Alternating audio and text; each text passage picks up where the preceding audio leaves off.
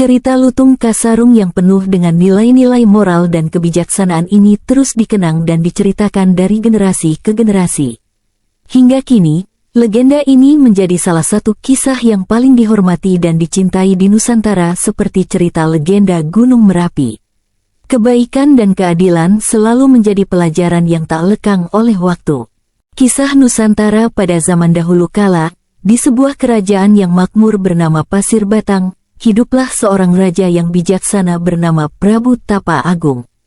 Prabu Tapa Agung memiliki dua orang putri yang cantik jelita, yaitu Purbararang dan Purbasari. Meski keduanya sama-sama cantik, namun sifat mereka sangat berbeda.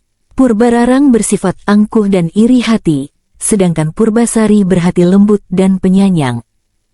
Suatu hari, Prabu Tapa Agung merasa usianya semakin tua dan memutuskan untuk turun tahta.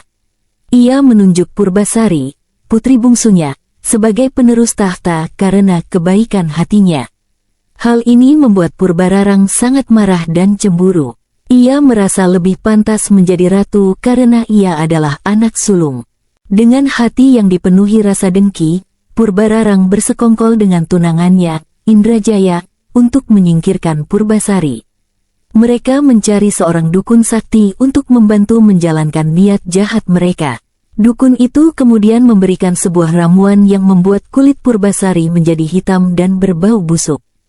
Purbararang membawa Purbasari yang sudah terkena ramuan tersebut ke hadapan rakyat dan berkata bahwa Purbasari telah terkena kutukan karena perbuatan jahatnya. Rakyat pun percaya pada ucapan Purbararang dan merasa kecewa. Prabu Tapa Agung yang sudah tua dan lemah tidak bisa berbuat banyak, meski hatinya sangat sedih. Setelah berhasil merebut tahta, Purbararang mengusir Purbasari ke sebuah hutan terpencil. Di hutan tersebut, Purbasari tinggal di sebuah gubuk sederhana yang dibuatnya sendiri. Meski hidup dalam kesulitan, Purbasari tetap tabah dan berdoa agar suatu hari keadilan akan terwujud. Di hutan tersebut, Purbasari sering ditemani oleh binatang-binatang yang bersahabat dengannya. Salah satu di antaranya adalah seekor lutung yang sangat besar dan kuat. Lutung ini sebenarnya adalah seorang pangeran dari kahyangan bernama Sanghyang Guruminda yang terkena kutukan dan berubah wujud menjadi Lutung Kasarung. Suatu hari, Sanghyang Guruminda yang dalam wujud lutung melihat kesedihan Purbasari dan memutuskan untuk membantunya. Ia memberikan bunga sakti yang bisa mengembalikan kecantikan dan kebersihan kulit Purbasari.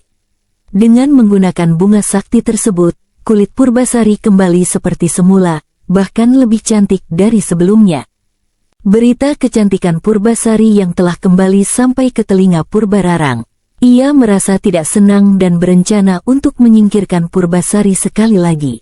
Purbararang menantang Purbasari untuk kembali ke istana dan bersaing dengannya dalam berbagai kompetisi untuk menentukan siapa yang lebih pantas menjadi ratu. Purbasari menerima tantangan tersebut dan kembali ke istana. Kompetisi pertama adalah menumbuhkan rambut yang paling panjang dan indah. Purbasari yang telah dirawat oleh Lutung Kasarung memiliki rambut yang sangat panjang dan indah, sehingga ia memenangkan kompetisi tersebut dengan mudah. Kompetisi kedua adalah membuat kain yang paling indah dan halus. Sekali lagi, dengan bantuan Lutung Kasarung, Purbasari berhasil membuat kain yang sangat indah, mengalahkan kain buatan Purbararang. Purbararang semakin marah dan merasa terancam. Kompetisi terakhir adalah memilih calon suami yang paling tampan dan berani. Purbararang dengan penuh percaya diri memperkenalkan Indrajaya sebagai calon suaminya. Sementara itu, Purbasari hanya bisa mengandalkan Lutung Kasarung yang selalu setia menemaninya. Pada saat itulah, Lutung Kasarung tiba-tiba berubah wujud menjadi pangeran tampan, Sanghyang Guruminda. Semua orang yang hadir terkejut melihat perubahan tersebut. Dengan penuh hormat, Sanghyang Guruminda memperkenalkan dirinya dan menyatakan cintanya kepada Purbasari. Melihat hal tersebut, Purbararang tidak bisa berkata-kata. Kecantikan dan ketampanan Sanghyang Guruminda jauh melebihi Indrajaya. Rakyat pun menyaksikan keajaiban tersebut dan mulai mendukung Purbasari sebagai ratu yang sah. Mereka merasa bahwa keadilan telah kembali. Purbararang dan Indrajaya yang merasa kalah, akhirnya memohon maaf kepada Purbasari atas segala kejahatan yang telah mereka lakukan. Dengan hati yang tulus, Purbasari memaafkan mereka. Ia mengajarkan bahwa dendam tidak akan membawa kebaikan, dan yang terpenting adalah ketulusan hati. Purbasari akhirnya dinobatkan menjadi Ratu Pasir Batang dengan Sang Hyang Guruminda di sisinya sebagai raja. Di bawah kepemimpinan mereka, Pasir Batang kembali menjadi kerajaan yang makmur dan damai. Mereka memerintah dengan bijaksana dan adil, serta selalu mengutamakan kepentingan rakyat. Sementara itu, Purbararang dan Indrajaya diasingkan ke sebuah desa terpencil untuk merenungkan kesalahan mereka.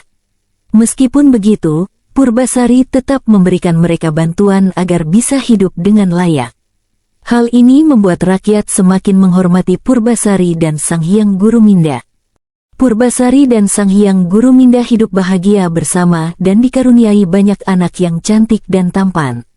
Mereka mengajarkan anak-anak mereka tentang pentingnya kebaikan hati dan keadilan.